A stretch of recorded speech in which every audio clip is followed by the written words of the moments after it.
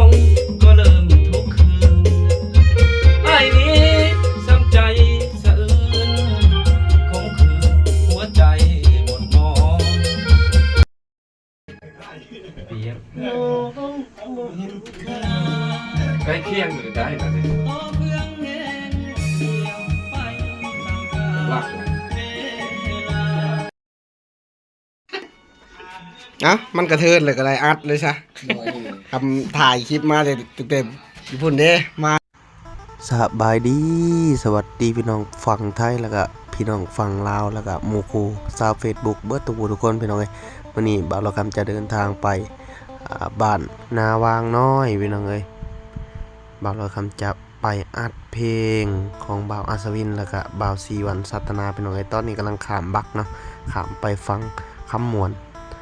จากฝั่งสวรรค์ไปฝั่งขมวนพี่น้องเอ้ยฝากติดตามรับชมเด้อพี่น้องเด้อไปพบกับอาจารย์น้อยเพชรไทยแล้วก็อาจารย์นัดกันไว้เนาะไปติดตามรับชมพร้อมกันพี่น้องเอ้ยไปกันเลยเนาะตอนนี้กำลังข้ามบัก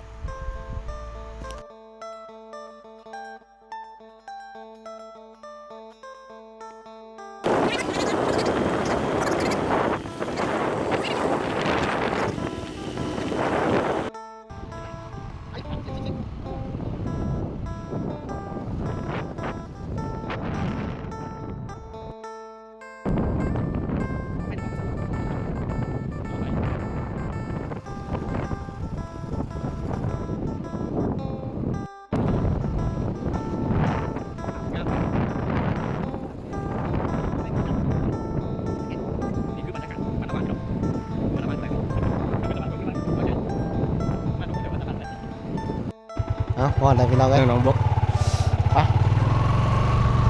ไปกันต่อ หน้าวางใหญ่กลางน้อยเนาะไปเลย พอแล้วเพื่อนหมดเลย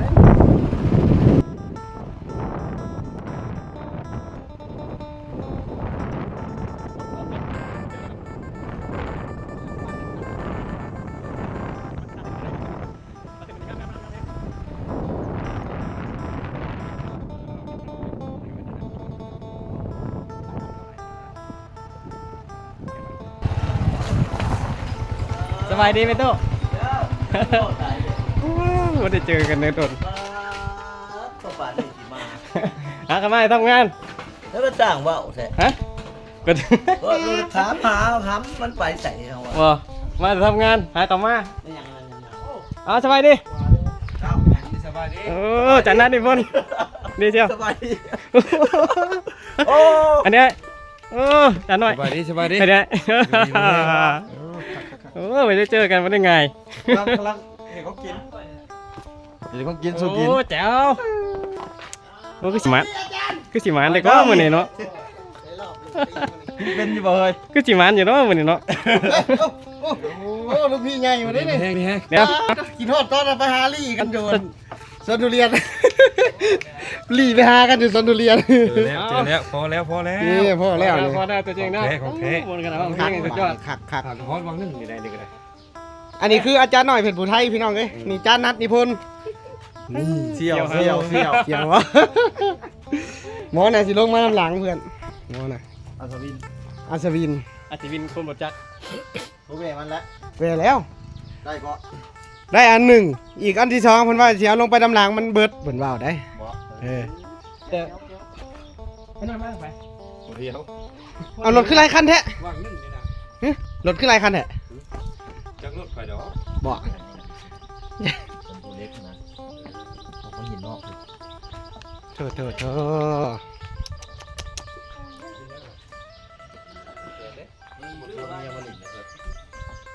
ปลาลูกเนาะว้าวมาซอยครับเพื่อน โอ้ตัว เท่คือเก่าเนาะ เด็กการเถอะวะเท่คือเก่าบ่ เท่คือเก่า นี่คือเก่า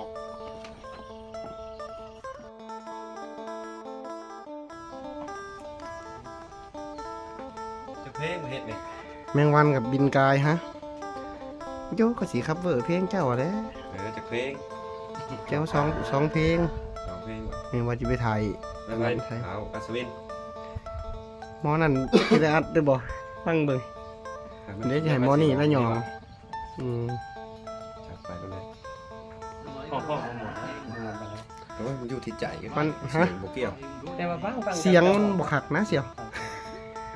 มันสิผ่านอยู่บ่ ไป เสียงเฮาแหล้วอย่ามันบ่ผ่านเนาะ อ่านแล้ว คนบ่เคยร้องเพลงมาผู้เดียวเลยเนาะอาจารย์ เดี่ยวเลย อาจารย์ใหญ่บางกันลูกศิษย์ลูกหางแถวฝั่งไทยก็ถามข่าวอยู่ ก่อน โอ้มาก็ได้ มาฮอตกับปุรีเพิ่งเข้าโอ้อัดปุรี เรียกว่าอัดเรียบร้อยล่ะยังบ่เอาแรกๆอ่ะเสร็จว่ะเรียบร้อยแล้วนะแสดงว่ามาแต่เช้าเนี่ยเห็นถ่ายกันดูอยู่ของอัดเรียบร้อยถ่ายแล้วอ่ะอัดเรียบร้อยแล้วเราสองเพลงน้อยเนาะเพลงยังแหนฝากกันในดูฮะ เพลงใหม่สาวจำเอ็น สาวจำเป็นครับ อ่าเพลงเก่าแน่ อืมติดตามได้ที่ช่องน้อยเพลงไทย YouTube YouTube อย่างเดียวแอปแดง พี่น้อง แอปแดงทางแอปแดงดีเด้ FC FC ยังบ่นี่ ยังมาทันห้อง โอ้โปรดิวเซอร์เพิ่นก็ได้ช่อยซี่พี่น้องตอนบักใหญ่ สาวจำเอ็นอยู่นะลงสงกรานต์ นี่แหละให้มันได้ผ่อนในสงกรารนี่นะ กันบนท่านก็ที่เข้าซ่าไว้กันจะลงมา ทำลง เก่า มา สองเพลงมาเฮ็ดใหม่ เฮ็ดใหม่อะไรเพลงจังหามันม่วนหลับบักหลายเนื้อเขาไปพัง แต่ว่าดนตรีมันยังบ่ทันหายเดี๋ยวมันดนตรีทันสมัยในหนึ่งเนาะ ดนตรี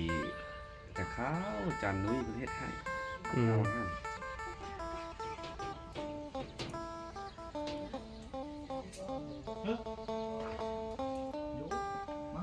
เราข่าวสาวจำเอ็น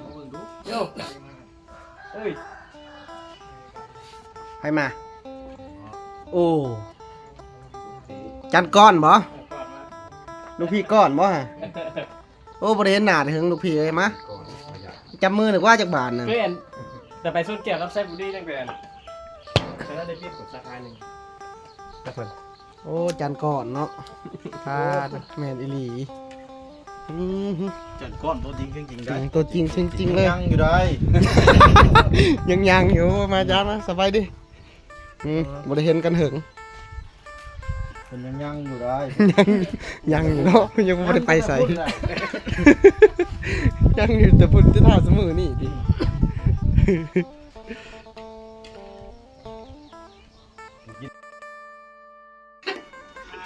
เอ้ามันกระเทินเลยก็ได้อัดเลยซะทำถ่ายคลิปมาแต่เต็มอยู่พุ่นเด้มาฮอดพี่เลย มาพ่อพอดีเลยนี่ เข้ามาในของอัดเนาะดอกจานกับจานนัดนี่ ดอกจานแต่ว่าโบแมนประหารใจได้ ดอกจานสตูดิโอ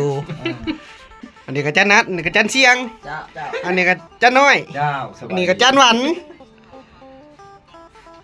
ไก่บาทดิ จ้าเสิร์ฟ เป็นจากอา เจ จารย์ เจโบเจโบเจโบ อาจารย์ก็อาจารย์เนาะ นี่เดี๋ยวอาจารย์ทั้งนั้นนี่นี่ กินข้าวกินน้ำหรือเปล่าเนี่ย เดี๋ยวอาจารย์กินแล้ว เออ เดี๋ยวอะไร เรียบร้อยอีนี่ ทำพากันกินแล้วใช่อึ่งอยู่ในรถจะเอามาต้มสุกินใช่ดอกขั้นว่ายังขนาด เรียบร้อยจะเศร้า ขั้นว่ากินน่ะชิมเขาอึ่งเมื่อเลย เศร้าพูดเศร้าพูดกินนะย่างตอนเที่ยงย่าง โอ้อึ่งลืมหยุดบ้านการจะข้างคนนั้น อิ่มแล้วแหละวังกินวังหนึ่งนี่ ผักไข่เข้ามาแล้วเดี๋ยวนี้ วังเศร้านี่นะกินก็ได้เออ ผักเขาคือว่าน้ำมันเทือเบิร์ดหรือเบิร์ดมา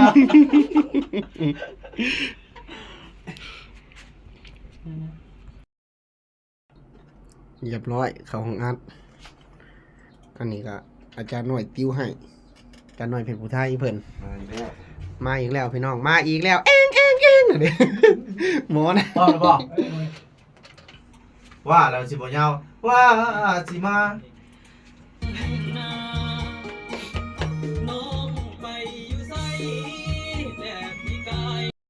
เราสั้นๆมานั้น ลองดู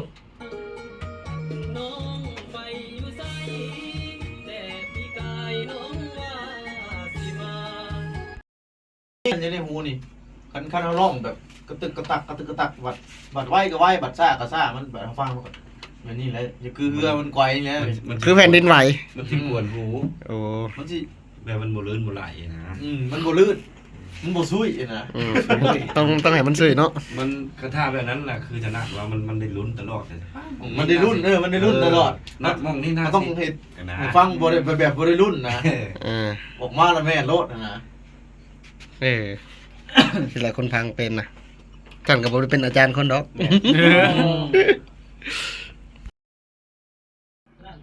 ดังลั่นดังลั่นอืม เสียงโอ้ดังลั่น ได้ไปเลย กุมเนื้อกุมใจ